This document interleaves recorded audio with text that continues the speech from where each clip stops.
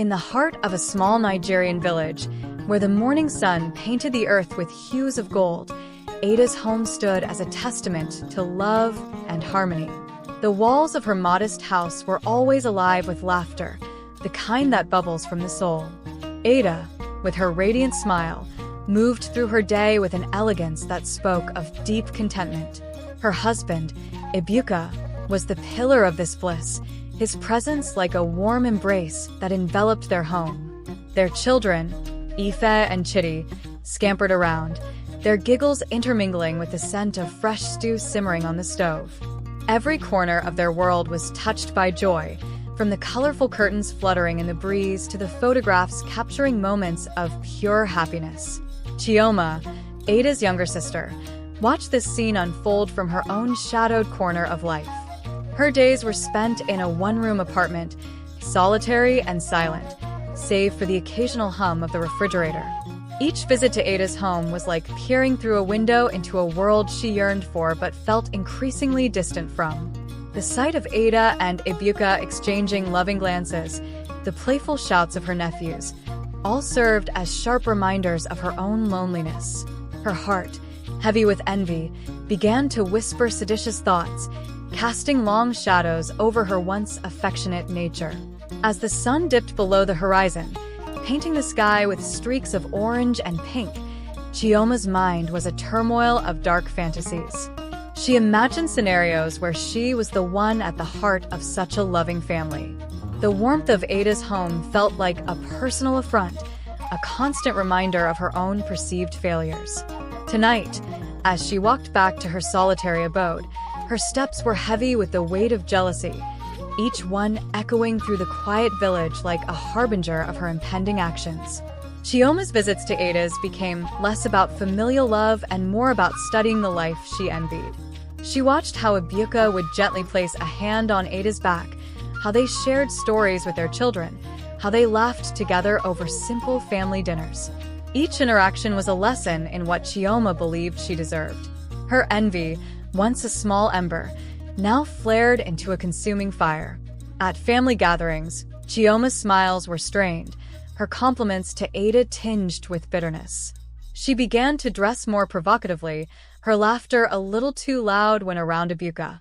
Her advances were subtle at first, a lingering touch on his arm, a compliment that bordered on flirtation. But as her jealousy grew, so did her audacity. She would sometimes be the last to leave, offering to help with the dishes, her presence lingering like an unwelcome guest. In her small, dim room, Chioma's thoughts turned darker.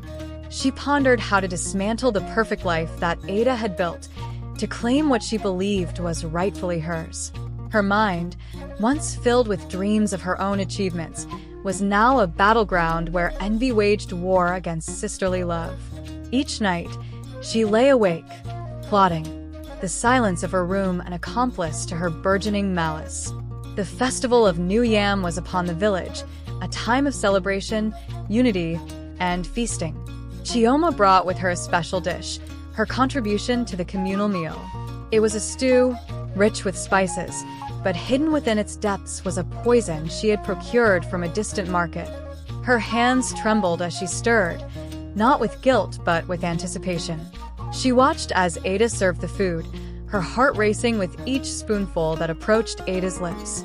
The meal was a blur of laughter and stories until Ada suddenly clutched her throat, her eyes wide with confusion and fear. The room fell silent, the jovial atmosphere shattered by the sight of Ada collapsing, her body convulsing. Chioma's face was a mask of shock, but inside, a perverse satisfaction mingled with horror. The family was in disarray, crying out for help, while Chioma feigned concern, her mind already weaving the next steps of her dark tapestry. In the chaos that followed, Chioma was there, offering comfort to Ebuka, whispering promises of support. As Ada was rushed to the hospital, never to return, Chioma's plan began to unfold. She positioned herself as the rock Ebuka and the children needed, her actions cloaked in the guise of familial duty, while her motives remained as dark as the night that had fallen over the village. The funeral was a somber affair, the village draped in mourning. The air was thick with grief, the sky weeping in tandem with Ada's loved ones. Chioma stood among the mourners, her face a perfect picture of sorrow, her heart a cacophony of conflicting emotions. She watched as Ebuka, his face etched with pain, held their children close, their small bodies shaking with sobs. The grave was a stark reminder of her actions, yet Chioma's resolve only hardened. She convinced herself that Ada's absence was a necessary step to mend her own life's tapestry. In the weeks that followed, Chioma became an almost daily visitor at Ada's former home, now shadowed by loss. She brought food, played with the children, and offered her shoulder for Ebuka to cry on. Each visit was calculated, her presence slowly becoming indispensable. She whispered words of comfort, but her eyes watched for any sign of weakness, any opportunity to step further into the life she had coveted. The children, Ife and Chidi, began to see her not just as an aunt, but as a caretaker, a role Chioma embraced with a performance of love. Yet, in her private moments, she felt no joy, only the cold satisfaction of a plan coming to fruition. The house, once filled with Ada's warmth, now bore the chill of deceit, with Chioma's shadow slowly growing over every corner. As the months passed, Chioma's presence in the household became undeniable. She had moved in temporarily to help with the children, her belongings subtly integrating with the families. Each day, she chipped away at Ebuka's resolve, offering him not just comfort, but a vision of a new beginning with her at his side. Her words were laced with promises of stability, her actions a blend of care and manipulation. Ebuka, overwhelmed by grief and the responsibilities of raising 2 children alone, began to lean on Chioma more than he realized. She was there to tuck the children into bed, to remind him to eat, to fill the silence with her laughter when the house felt too empty. But behind her nurturing facade, Chioma was weaving a new narrative, one where she was not just the caretaker, but the new matriarch of the family. The village whispered, some in admiration of Chioma's dedication, others in suspicion. But Chioma cared little for their opinions. Her goal was clear, and with each passing day, she moved closer to it, her heart increasingly numb to the moral implications of her actions. The wedding was a quiet affair, more formality than a celebration. Chioma wore a simple dress, her smile more of triumph than joy. Ebuka looked resigned, his eyes hollow, his actions mechanical. The children stood by, confused and silent, their young minds struggling to reconcile their new reality. Chioma had achieved her goal, but the victory felt hollow. The love she had once envied was not there. Instead, there was a cold, calculated union.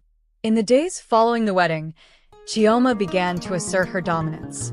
She changed the decor, removing pictures of Ada, replacing them with new ones where she was prominently featured. Her control extended to how the children were raised, her methods stern and devoid of warmth. The house, once a sanctuary of love, now felt like a stage where Chioma played the lead in a drama of her own making. Yet, in the quiet of night, when the house was still, Chioma would sit by the window, the moon casting long shadows. She pondered her life, the cost of her envy, and the emptiness that success brought. Guilt would creep in, but her resolve was like armor, hardened by years of longing and bitterness. She convinced herself that this was the only way, that she had to erase Ada's presence to fully claim her new identity. Ife and Chidi, growing under Chioma's watchful eye, began to sense the shift in their world. Ife, the elder, remembered more vividly the love of their mother, the laughter that once filled the house. She found solace in an old diary of Ada's, hidden away in a box under her bed. The pages spoke of love, dreams, and the simple joys of family life, everything Chioma sought to overwrite. Chidi, younger but observant, felt the coldness from Chioma, a stark contrast to the warmth of his mother's memory. He clung to a photograph, one where Ada's smile seemed to light up the room. These relics of the past became their secret anchor, a silent rebellion against the new order Chioma imposed. One evening, while Chioma was out, Ife and Chidi gathered around the diary and the photo, sharing stories of their mother. It was then that Aoife pieced together the oddities surrounding Ada's death. The sudden illness, Chioma's immediate presence, the swift marriage, it all seemed too orchestrated. A seed of doubt was planted in their hearts, one that would grow with time. Chioma's days were filled with the pretense of family life, her nights plagued by restless dreams where Ada's voice echoed accusations. She doubled down on her control, ensuring that every aspect of the children's lives was under her meticulous watch. Yet, the more she tried to erase Ada, the more her memory seemed to linger. The children's subtle defiance, their refusal to forget, was like salt in her wounds. Aoife started to notice small things. The way Chioma flinched when Ada's name was mentioned, her overzealousness in removing any trace of her sister from the home. These observations, coupled with the diary entries, painted a picture not just of loss but of suspicion. Chitty, though younger, felt the tension in the air, the unspoken words that hung like cobwebs in the corners of their home. One day, while rummaging through an old cupboard, Aoife found a bottle hidden behind some dusty books. It was unlabeled, but the contents looked like the same dark liquid Ada had drunk at the festival. The pieces of the puzzle were beginning to fit together in her young mind, forming a grim picture of betrayal. The tension within the house was palpable, like the air before a storm. Chioma sensed a change in the children's demeanor, their eyes holding questions she dared not answer. She tightened her grip, her rules became stricter, her presence more oppressive. But the more she tried to control, the more she pushed Aoife and Chitty towards the truth. One evening, as the rain beat against the windows, Aoife decided it was time. She gathered Chitty, showed him the bottle, and together they confronted Chioma. The accusations were soft at first, laced with the pain of loss and betrayal.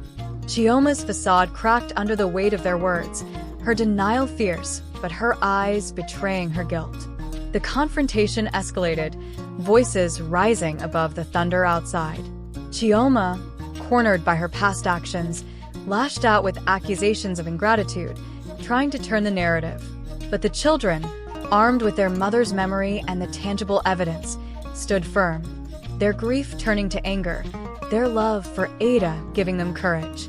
The village, once blind to the drama within the household, now heard the echoes of the confrontation.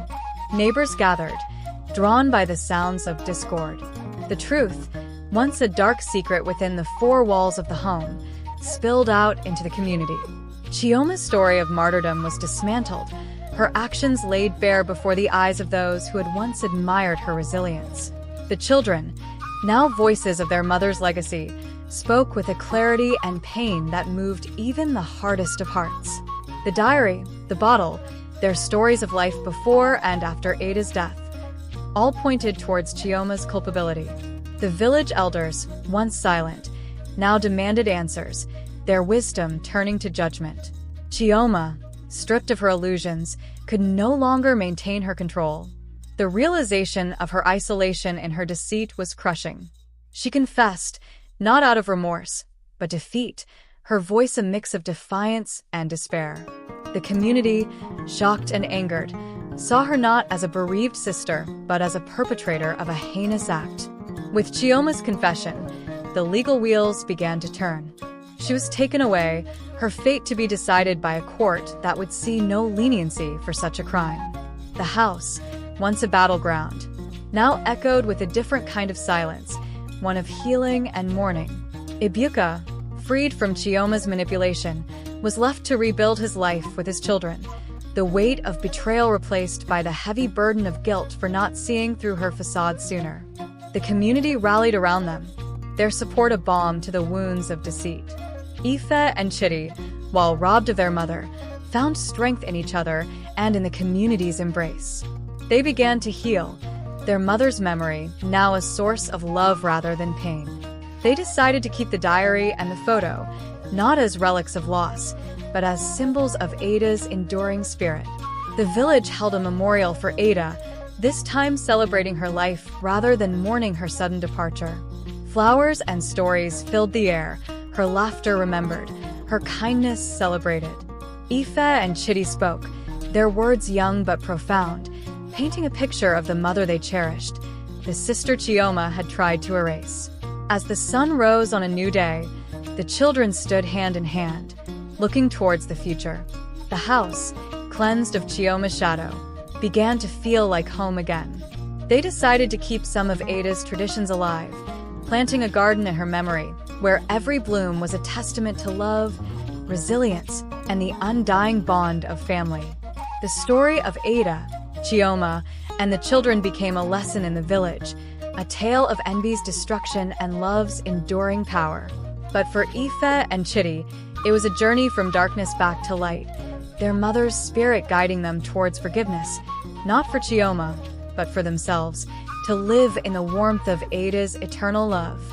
The initial shock of Chioma's betrayal began to subside, replaced by the slow, painful process of healing. Ebuka, overwhelmed by his part in the tragedy, sought solace in the community's support. He started attending counseling sessions, not just for his sake, but for Ife and Chidi. They needed a father who was healing, not one consumed by guilt. The children, with the resilience of youth, found ways to cope. Ife took up painting, capturing her mother's spirit through vibrant colors on canvas. Each stroke was a conversation with Ada, a way to keep her close. Chidi, meanwhile, found comfort in music, the melodies of balm to his troubled heart. Together, they turned their home into a place of art and sound, where every note and brush stroke was a step towards recovery. The house itself changed. The children, with Ebuka's help, redecorated, bringing back the warmth that had been lost. Pictures of Ada were reinstated, not to haunt, but to honor. Her laughter seemed to echo through the rooms once more, her presence felt in every corner where love had once thrived.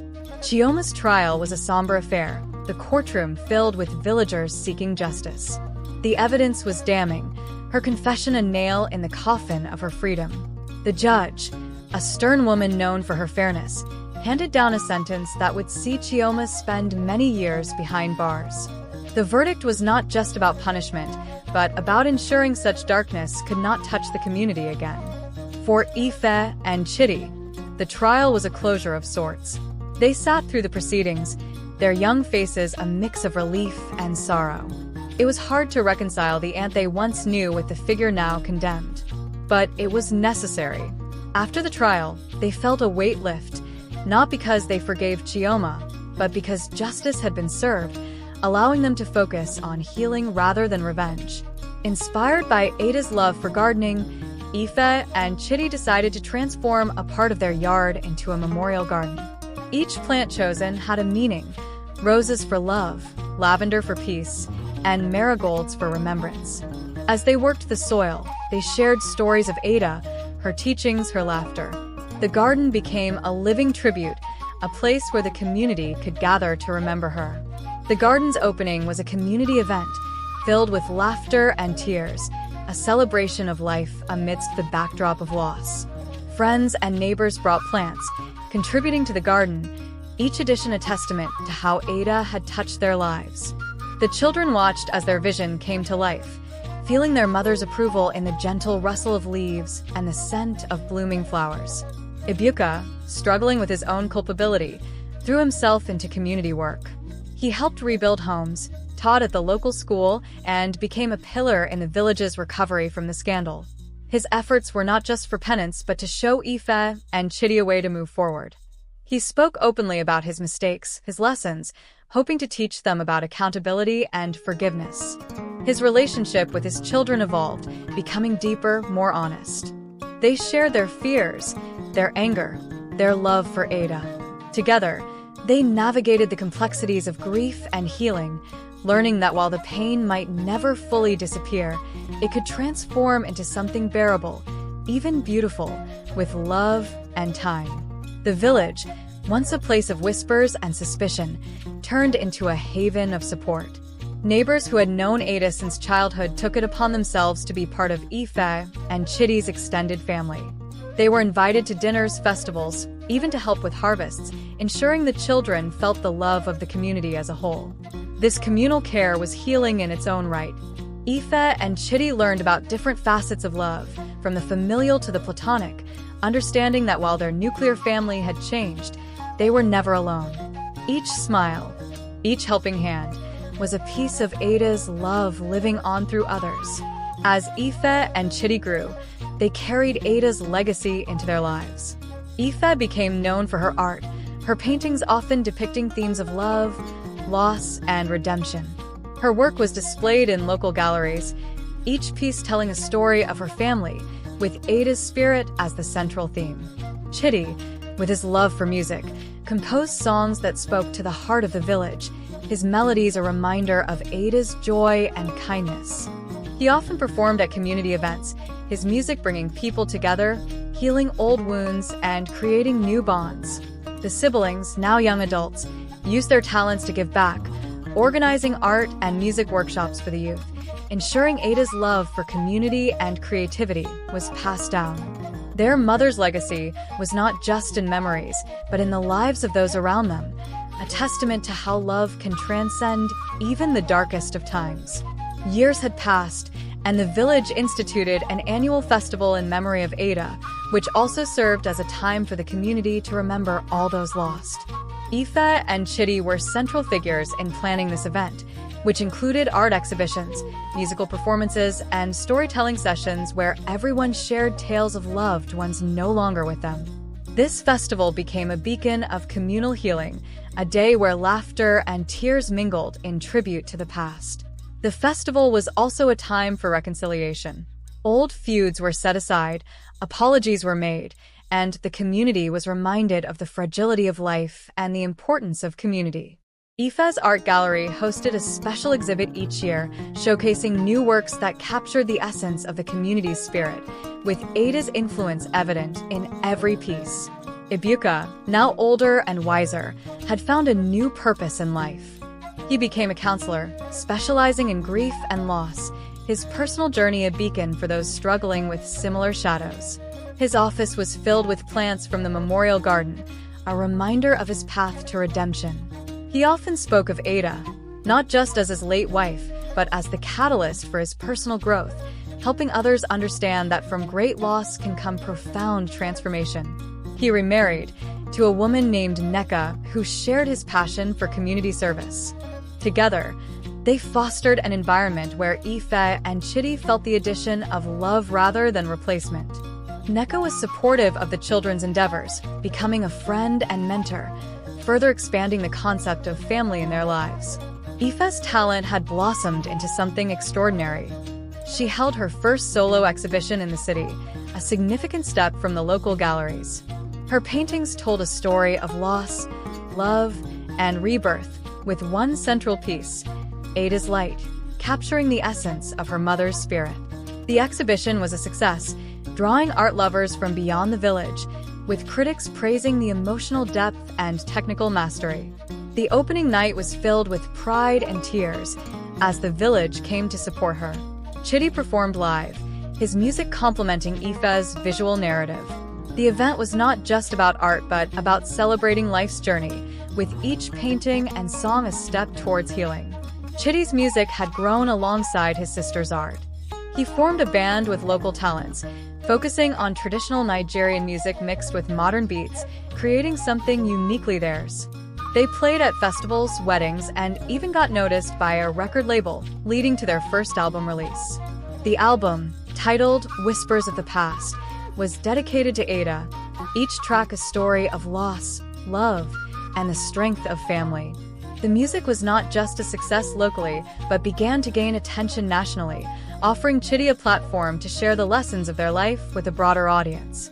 Decades after her sentencing, Chioma was released, an old woman now, her life marked by the weight of her actions. She returned to the village, not expecting forgiveness, but seeking peace.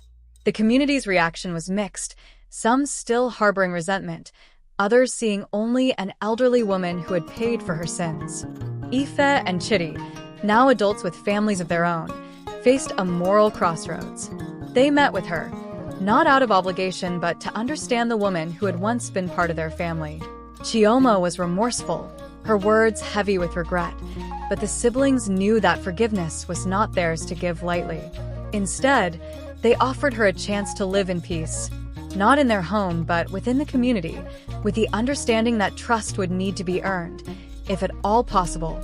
The village continued to thrive, with Ife and Chidi's children growing up in a world shaped by the stories of their grandmother, Ada.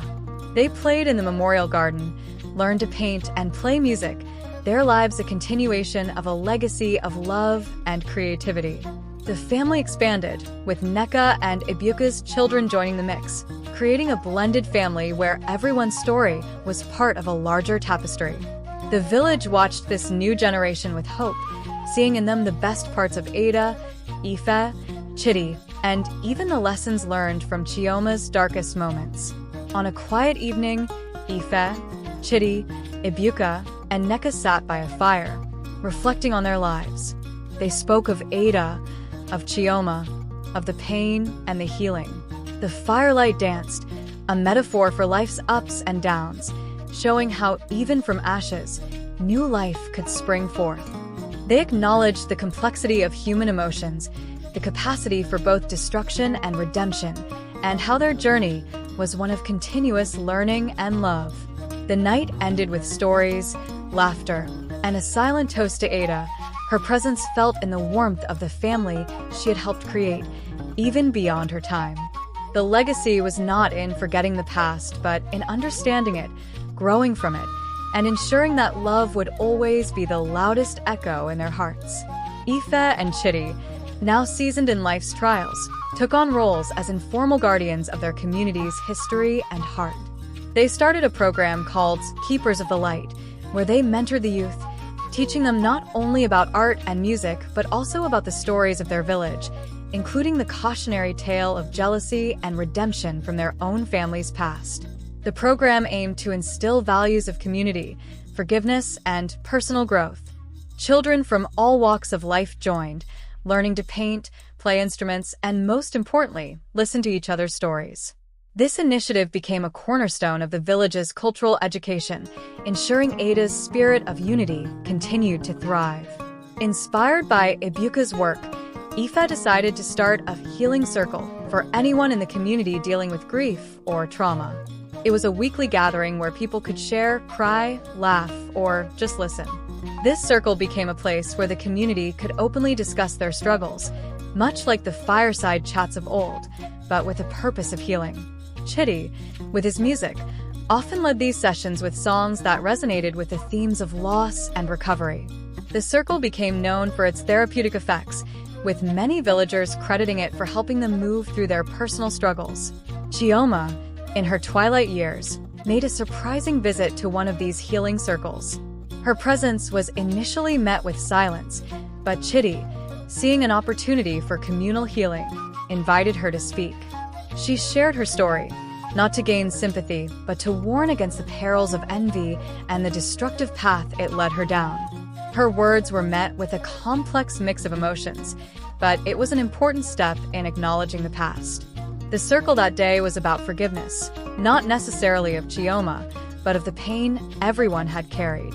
It was a moment of collective catharsis, where the village began to heal from the old wounds. Ife and Chidi, along with other community leaders, initiated the Legacy Project, aimed at documenting the oral histories of the village. They collected stories, songs, and art from the elders, creating a living archive that would be passed down through generations.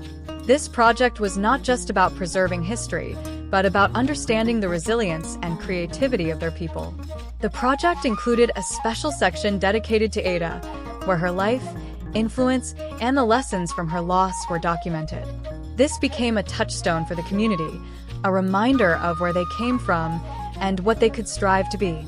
Building on the success of the annual Festival of Remembrance, Ife and Chidi introduced a new tradition, the Festival of Lights. During this festival, each family would light a lantern with the name of a loved one written on it, releasing them into the sky. It was a beautiful sight, the sky dotted with glowing memories, symbolizing that while loved ones might be gone, their light still guided the living.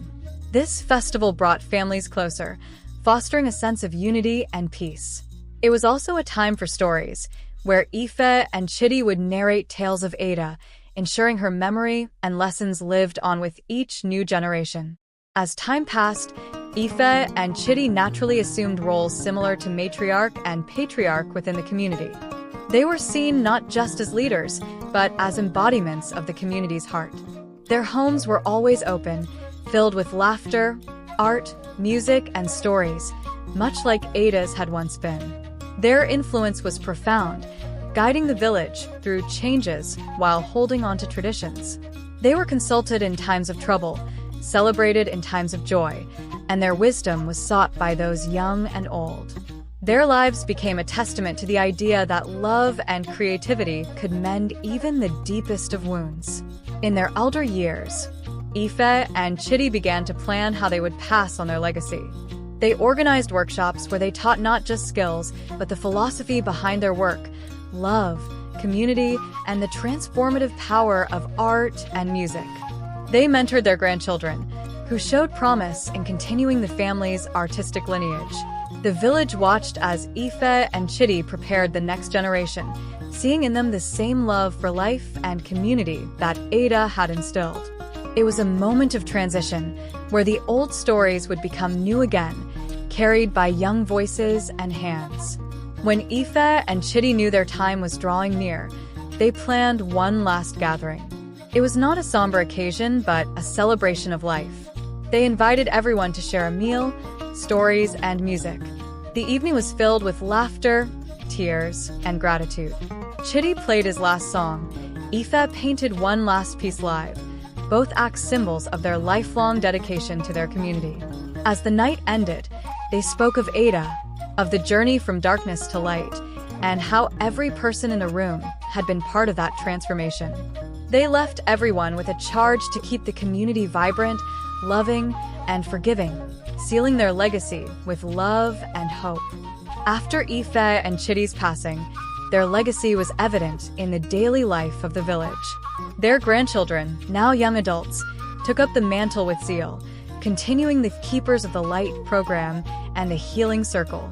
They brought new ideas, integrating technology to reach a wider audience, streaming their art and music lessons online, making the village's cultural heritage accessible even beyond its borders. The community center was renamed the Ada, Ife, and Chidi Cultural Hub, a place where creativity was nurtured and grief was shared. It became a beacon for those seeking a community that understood the power of art in healing. The Festival of Lights grew in scale, now attracting visitors from neighboring villages and even tourists interested in cultural experiences.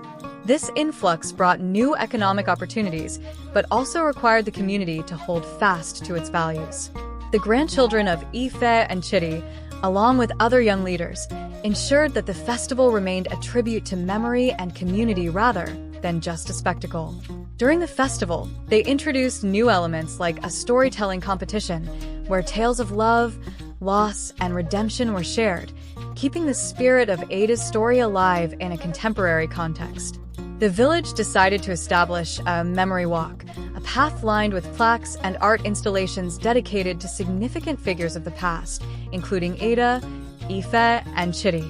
This walk was not just for remembrance, but for education, teaching younger generations about the history and lessons of their community.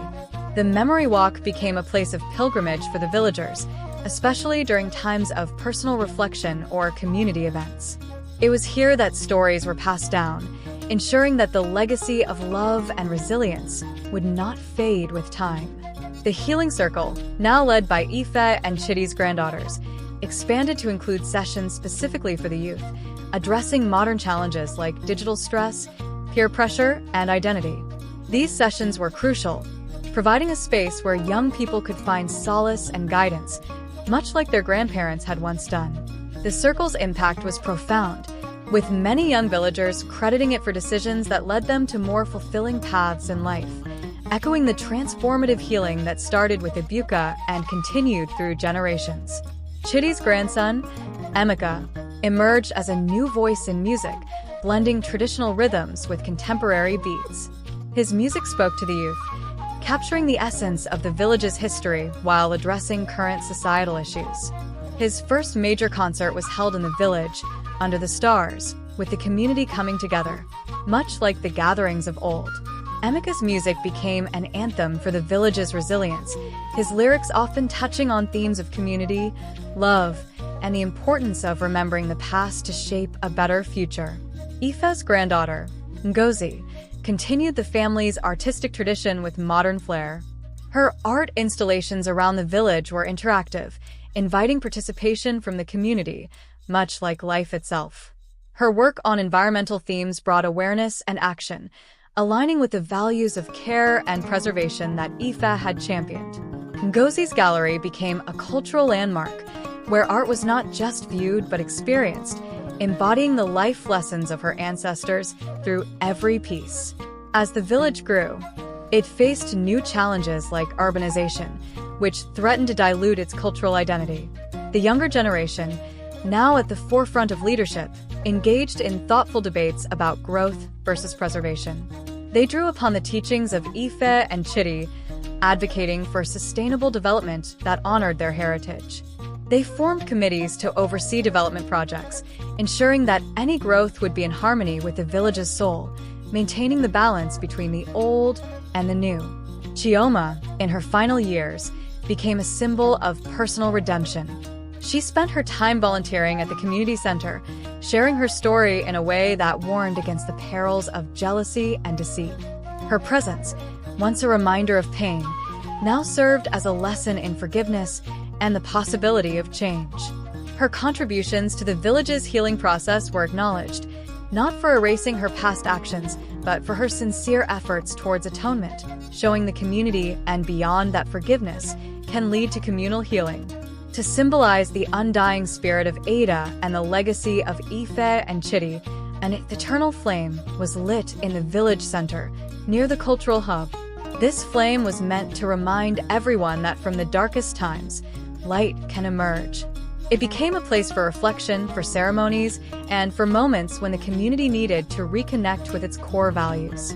The flame was a physical manifestation of the village's heart, burning with the love, resilience, and hope that had been nurtured over generations. The current young leaders decided to formalize the Keepers of the Light into a more structured mentorship program, ensuring that each generation would have a role in preserving and evolving their cultural identity. This program was not just about art and music, but about community leadership, environmental stewardship, and personal growth. The new keepers were chosen for their passion, creativity, and commitment to the village's ideals, ensuring that the legacy of love, art, and community would continue to thrive. The village embraced the digital age, not as a threat but as an opportunity to spread its culture and teachings further. The grandchildren of Ife and Chidi, along with other tech-savvy youth, developed an app called Heritage Connect, which allowed users to explore the village's history, participate in virtual art and music workshops, and connect with the Healing Circle from anywhere in the world. This digital platform not only preserved the village's cultural heritage, but also brought in resources and collaborations from artists around the globe, enriching the community's artistic expressions and providing new avenues for education and healing. With the village gaining recognition through its digital initiatives, members of the diaspora began returning, reconnecting with their roots. These individuals brought back skills, knowledge, and stories from their lives abroad, which they shared in community workshops. This reintegration revitalized the village, infusing it with new perspectives while reinforcing its cultural identity. A special event, Homecoming, was organized annually where these returnees could share their experiences, contributing to the village's narrative and ensuring that the global Nigerian experience was part of their story. Ngozi's environmental art began to inspire a broader movement within the village. The younger generation took on sustainability projects, planting more trees, promoting renewable energy, and educating about waste management. This initiative was seen as a continuation of the nurturing spirit that Ada had embodied, ensuring the village would be sustainable for future generations. The environmental efforts were celebrated during the Festival of Lights with eco-friendly lanterns and a parade of recycled art, turning the festival into a statement of commitment to the planet. As the older generation, including those who had known Ada personally, grew even older, their stories became more precious. The village started a project called The Wisdom of Elders, where these stories were recorded, not just for preservation but for active use in teaching. These recordings were used in schools, community gatherings, and even incorporated into the art and music of the younger generation, ensuring that the lessons of life, love, and community were never lost. The village decided to address some of its older, unresolved conflicts. A series of reconciliation meetings were held, where families and individuals spoke of past grievances, seeking understanding and forgiveness. This was inspired by Chioma's story, but executed with a focus on healing rather than blame. These meetings led to a newfound peace within the community, where old feuds were laid to rest, and a collective understanding of forgiveness was fostered, echoing the healing circles, but on a broader, community-wide scale. With every new project, festival, or initiative, the underlying theme was always love for each other, for their culture, and for the land they called home. This love was celebrated in a new way each year with the Day of Love, where acts of kindness were performed, from community cleanups to surprise gifts for neighbors, embodying Ada's spirit of giving. This day became one of the most beloved annual events, with stories of kindness shared at the community center, reinforcing the idea that love was the true legacy of their village. As the story of this village came to its written end, it was clear that its journey was far from over. The community had transformed from a place marked by tragedy into one of profound growth and love. The lessons from Ada's life, Chioma's mistakes, and Ife and Chidi's resilience continued to guide them. The village stood as a testament to the power of community, the healing nature of art and music, and the enduring strength of forgiveness and love. As the sun set on this chapter of their lives, the eternal flame burned brightly, a symbol of hope, continuity, and the unending journey of a community that had learned to turn loss into legacy. In the quiet of the evening, as the stars began to light up the sky, the village rested in the peace of knowing that through all changes, their spirit would remain, a beacon for all who sought to understand the true essence of community and love.